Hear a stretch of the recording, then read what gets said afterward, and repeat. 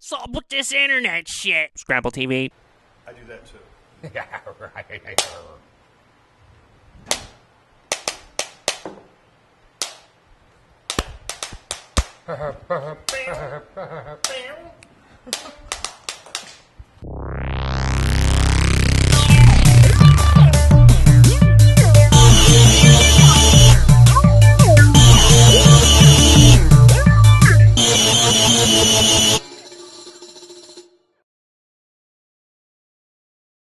Hi, I'm Heather Barton, And I'm Richie Antipuna. and this is Kenzo News. It was reported on Philly.com and everywhere else in the neighborhood that a Philadelphia jury found a Kensington man, John James, not guilty of aggravated assault. Good job, Jay.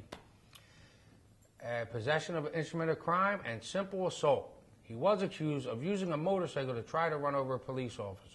However, the jury did find him guilty of recklessly endangering another person and fleeing an officer. Although James was the one on trial, his defense attorneys tried to put Sergeant Richard D. Coatsworth's credibility on the line during the trial.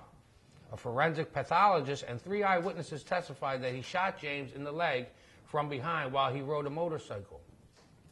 The Coatsworth testified that he shot in self-defense from the side as James, then 18, aimed his speeding bike directly at him.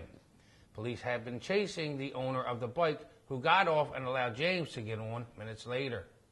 That's because he can ride a bike That's fast. mean. He Like, can ride a bike I'm fast. being chased by the cops. Here, you can ride it. He's a fast rider. You He's can, good. you can ride my He's bike good, now. and we're going to show footage of him, too. Good idea. Maybe I'll run from the cops in my car and then let you borrow it. Minutes later, the Coatsworth shot him and fired a second bullet into the gas tank. At the time of the incident, the Coatsworth was being investigated for shooting someone else in 2009, but was cleared. Some praise him as a hero for surviving a shotgun blast to the mouth as a rookie, but others disagree. The sergeant has had 9 citizen complaints accusing assault, abuse, and misconduct. One, according to sources, he became enraged at an employee at a dry cleaner's and shoved a 63-year-old man to the floor, causing him to hit his head. Last year, his actions cost the city money.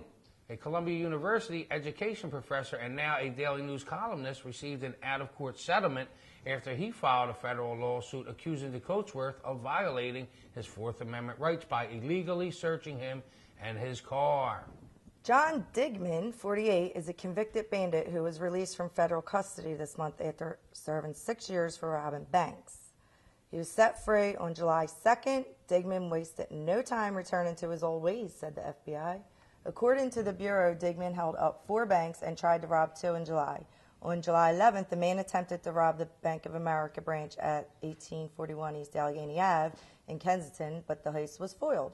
Then there was a holdup at the Beneficial branch on the 800 block of East Allegheny where $1,000 was taken, the FBI said. Well, times are hard. You know what I mean? Banks only have like $1,000. That's all they're allowed to give out. That's called the sucker bank. Oh. You just give them 1,000. Okay. On July 26th, the bank at Aramingo in Cumberland was robbed at 12:22 in the afternoon, and the person robbed the bank with no weapon, and there was no description or any further information was given, but they are still considering him a suspect in that robbery because there was a threatening demand note and a similar physical description. So he's got some money. On July 14th, the fire department responded to a call at the Conrail tracks that cross Kensington Avenue just north of Lehigh Ave at 9:22 a.m. about a man on the tracks, officials said. He was apparently hit by a freight train. He was pronounced dead at the scene. The circumstances surrounding the incident are under investigation, and no identity was given. Wonder who it was. The annual citywide national. Yeah, I'm glad you can't read your own shit. That's what's Oh, up. something's wrong. Maybe it was too Ain't big. nothing wrong. City You night. fucked up. You fucked up. Admit it. Didn't. Who's No, I didn't. Who's always right? Oh, please. Look at the kid. He Like, got a haircut. I know. What did you do to our cat? Oh my God, baby. You look like a Plus, he little... got a haircut. The annual citywide National Night Out celebration was canceled this year due to lack of funding, of course. But several neighborhood-based events were still held in Northeast Philly on Tuesday, August 2nd. National Night Out is intended to promote crime prevention, community spirit, and police-community partnership. Thousands of cities and towns across the United States conduct public gatherings on the designated date. Meanwhile, residents who did not attend an organized activity were encouraged to turn their porch lights on during the night to show their support against crime. In Philly, in recent years, public funding for Operation Town Watch has dwindled, forcing the city's Town Watch organizers to scale back the program in previous years. Operation Town Watch held a block party-style event on National Night Out at the Walmart at 1601 Columbus Boulevard. That event did not occur this year either. However, the 8th Police District Advisory Council and Fox Chase Town Watch and the Castor Gardens Town Watch did host public activities. So, see, communities do care. Cutting everything. Well, of course. 20-year-old Khalil Oliver was shot last week in Kensington at Emerald Street near Fletcher and died as a result, police said. Oliver had an argument with an unknown man who shot Oliver behind the left ear and once in the back. He was taken to Temple University Hospital in critical condition and was pronounced dead at 5:05 p.m. Police were interviewing witnesses in the case. A lot of shootings this summer. It's always in the summer. Well, speaking of summer, this summer season has been proven to be the deadliest hot weather season in Philly since '08, when the heat was blamed for 26 deaths. As of last week, it was reported that there have been 25 heat-related deaths. And that sucks because this is a totally preventable thing. Like, you don't have to die from heat exhaustion. Right, you just get naked, take off all your clothes and cool off. That's, I guess, an option. The majority of the victims had heart problems, but anyone could be at risk, even healthy people. The summer of 2011 could become the deadliest since 2002, when 40 fatalities were blamed on the heat. That's pretty high. Heat death occurs fairly quickly when the core body temperature raises too high. If you feel nauseous, dizzy, faint, get in cool air, pour cold water on yourself, try to stay cool, and check on your elderly neighbors. And for God's sake, take your fucking animals in. I'm sick of hearing them barking outside in the yard. Or get them haircuts. It's too hot. Or get them haircuts. No, these people leave their animals outside in the freaking heat.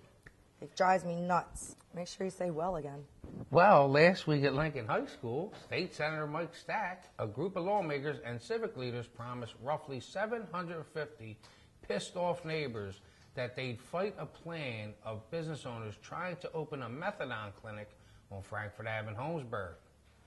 They were very sneaky, the ones that took out the permits, because we couldn't find out one word about the people applying for this methadone clinic, said City Councilwoman Joan Krajewski. But that's what they do.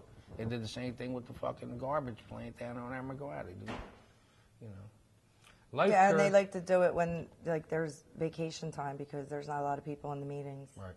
Denise Leifker, a visiting professor at Widener University, said that a common misconception about the drug is that it replaces one addiction with another. Exactly, because I know people who want methadone for fucking 20-something years. That's true. Methadone is a treatment program. It doesn't give you a high, she said. People get back to being functional where they can work and maintain a normal lifestyle. That's why they all hang at Broad Street all day long outside. But local leaders pointed to the crime and poverty-stricken Frankfurt and attributed its problems to drugs and drug treatment centers. Local leaders also alleged that Alan Yanofsky and Eric Janofsky, two business owners linked to the Healing Way, have no medical background and question the motives behind the clinic. It's big money, what the fuck? Right. Leaders also said that Dennis Cope, who owns the property, told them he was duped and that he is willing to pay more than $100,000 to terminate the 5-year lease. A zoning appeal hearing is scheduled for August 31st. Krajewski, Boyle, and other leaders implored residents to attend. Yeah. You got to get out and fucking speak your mind. Yeah, and they did. They did. They were really pissed off about that. And I would be too. I wouldn't want a methadone clinic around me. It brings trouble. It's common knowledge. Mm-hmm. And they stand out there and sell it. And kids are dying from methadone too. Right. So I mean, it's just as bad. And it's harder to get off of methadone than it is heroin. I know motherfuckers been on methadone for 20-something years. On everyblock.com, a concerned resident issued a warning. Someone is stealing copper rain gutters in Mayfair. 6 houses on Fawnshaw Fanshawe. Shut up. Between Sackett and Hawthorne, with original copper rain gutters, have had them removed and stolen.